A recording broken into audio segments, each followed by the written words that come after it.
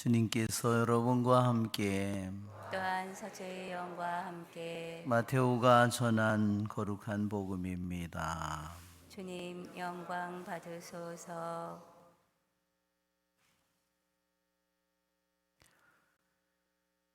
그때 예수님께서 고향에 가시어 회당에서 사람들을 가르치셨다. 그러자 그들은 놀라서 이렇게 말하였다. 저 사람이 어디서 저런 지혜와 기적의 힘을 얻었을까? 저 사람은 목수의 아들이 아닌가? 그의 어머니는 마리아라고 하지 않나? 그리고 그의 형제들은 야고보, 요셉, 시몬, 유다가 아닌가? 그의 누이들도 모두 우리와 함께 살고 있지 않는가? 그런데 저 사람이 어디서 저 모든 것을 얻었지? 그러면서 그들은 그분을 못마땅하게 여겼다. 그러자 예수님께서 그들에게 이르셨다. 예언자는 어디에서나 존경받지만 고향과 집안에서만은 존경받지 못한다. 그리고 그들이 믿지 않으므로 그곳에서는 기적을 많이 일으키지 않으셨다. 주님의 말씀입니다. 그리스도님 참여합니다. 앉으십시오. 참 예수님 독서의 말씀은 이스라엘의 축일들을 이스라엘 백성이 지켜야 되는 축일을 하느님께서 말씀하십니다. 그래서 레위기 23장에 너희가 정해진 때 소집해야 하는 거룩한 모임 곧 주님의 축일들은 이러하다. 우리들이 볼 때는 이 기절이 그냥 별다른 특별한 의미를 가진 단어, 그 기절처럼 보이지 않지만 이 기절은 너무너무나 중요한 것입니다. 유대인들이 지켜야 되는 축일이 봄에 세 가지가 있습니다. 그는 같은 한 번 예루살렘에 가면 한꺼번에 다 지키는 겁니다. 과월절, 그 다음날 무교절, 그 다음날이 첫 열매를 바치는 날. 이게 봄 축제입니다. 약 며칠, 거의 10일 정도 걸립니다. 두 번째는 오순절입니다.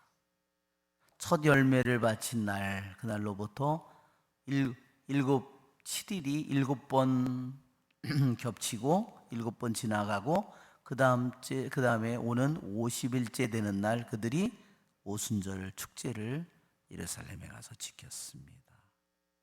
그리고 가을이 되면 다시 그들이 가을 축제를 지냈습니다. 예루살렘 성전에 가서 다시 7월 1일 날 그날이 유대인들에게 새로운 첫해 말하자면 후반기의 첫날이에요.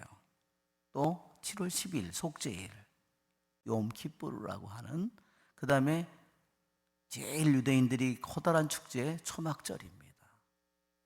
그것이 7월 15일부터 7월 우리가 말하자면 보름서부터 그것이 시작됩니다. 주님께서 모세에게 너희가 정해진 때 소집해야 하는 거룩한 모임 곧 주님의 축일은 이러하다. 이 히브리 말로 거룩한 모임은 미크라라고 그러고 주님의 축일은 모에드라고 그럽니다. 거룩한 모임이라는 말은 무슨 뜻이냐면 어떤 연극을 한다면 말하자면 어떤 사람은 주인이고 어떤 사람은 왕이고 어떤 사람은 노예이고 어떤 사람은 주방장이고 어떤 사람은 춤추는 사람이고 그러면 그 연극을 공연하기 위해서 연습을 하는데 하다가 내 공연이 가까워지면 모든 사람이 자기의 복장, 자기가 맡은 역할의 복장을 다 입고 총 연습을 하는 겁니다. 그거를 거룩한 모임이라고 합니다. 그 거룩한 총연습을 한 것은 뭐를 총연습을 했을까요? 예수님이 오는 것을 총연습한 겁니다. 그러니까 이 이스라엘에서 구약의 이스라엘 백성이 1500년 동안을 총연습을 매년 거행한 그 모든 일들이 예수님을 통해서 이루어지는 겁니다. 그것을 생각하면 소름이 끼치는 겁니다. 어떻게 이렇게 될 수 있을까? 그러면 주님의 축일은 뭘까요? 그것은 모에드라고 히브리 말로 그러는데, 그것은 뭐냐면, 모에드의 뜻은, 히브리 말의 뜻은 뭐냐면 정해진 시간이에요. 정해진 시간이에요. 주님의 이 거룩한 모임의 다른 뜻이 왜 정해진 시간이냐면, 하늘에 그게 정해져 있는 겁니다. 왜? 춘분이 지나고 첫 번째 오는 보름이잖아요.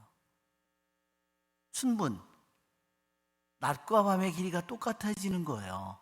태양 주위를 지구가 돌고 지구 주위를 달이 돌고 있는데, 보세요. 달이 언제 보름이 되는지 아시죠?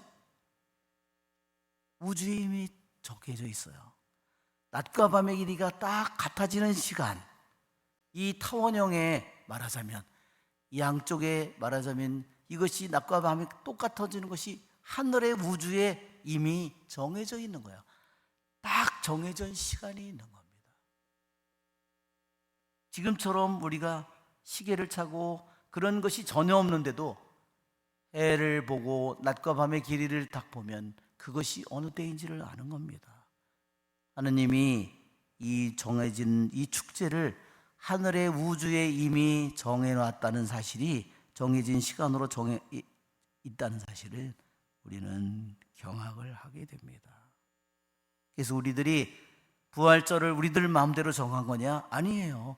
춘분이 지나고 첫 번째 오는 그 과월절을 지내면서, 과월절, 목요일 양을 잡는 날, 그 다음에 금요일, 그 다음에 첫 열매를 바치는 날, 예수님이 부활하는 겁니다.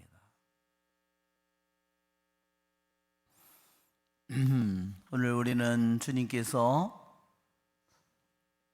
사람들은, 특히 고향 사람들은 저 사람이 어디서 저런 지혜와 기적의 힘을 얻었을까? 저 사람은 목수의 아들이 아닌가? 이러면서 예수님을 받아들이지 못합니다. 주님께서는 이렇게 말씀하셨습니다. 예언자는 어디에서나 존경받지만 고향과 집안에서만은 존경받지 못한다. 그러나 단지 그분은 예언자가 아니죠. 그분은 하느님 자체인데, 그분은 우리들에게 목수의 아들로서 우리에게 찾아오셨습니다. 그분이 많은 존경을 받는 예언자도 자기 고향과 집안에서만은 존경받지 못하는 그 아픔을 겪지만, 세상을 창조하신 하느님 그분 자체께서 얼마나 많은 모욕을 겪고 있는지, 그분이 인간의 아들로 온 것이, 목수의 아들로 온 것이 얼마나 모욕을 받는 일인지 우리는 미루어 짐작하게 됩니다. 준주성범에 이런 말이 있습니다. 진리를 형상으로가 아니라 있는 그대로 깨닫는 자는 복이 있다. 영원으로부터 계신 로고스이신 하느님의 아들, 그분에게 왜 굴복을 하지 못할까요? 제가 그 전에 어떤 자매님을 봤는데, 미국에 있을 때 봤는데 너무 히스토리 채널을 많이 보는 거예요. 결과는 뭐냐면요, 믿음을 잃어버리는 겁니다.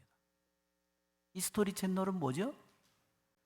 세계에 유명하다는 학자들이 다 만드는 프로그램이에요.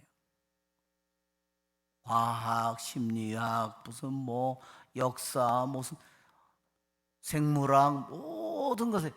그러면 그 사람들이 그걸 가지고 뭐를 얘기할까요? 하느님을 부인하는 겁니다. 자기의 지적인 많은 것을 만족시켜주지만 우리들의 머리로 그 과학을 전공한 사람, 천체학, 물리학, 생물학 그 모든 걸 전공한 사람들의 지식을 내가 뛰어넘을 수 있어요? 뛰어넘지 못하죠. 그러니 내가 그것을 계속 보는 사람은 자신의 신앙을 잃어버리는 겁니다. 하느님은 모든 인간의 지식을 초월합니다. 하느님은 그런 사람을 상대하지 않습니다. 그렇죠? 하느님이 그런 사람을 상대할까요? 하느님은 상대하지 않습니다. 우리는 영원으로부터 모든 것을 창조하신 진리이신 하느님 앞에 무릎을 꿇고 굴복할 수 있도록 주님께 은총을 청합니다. 아멘.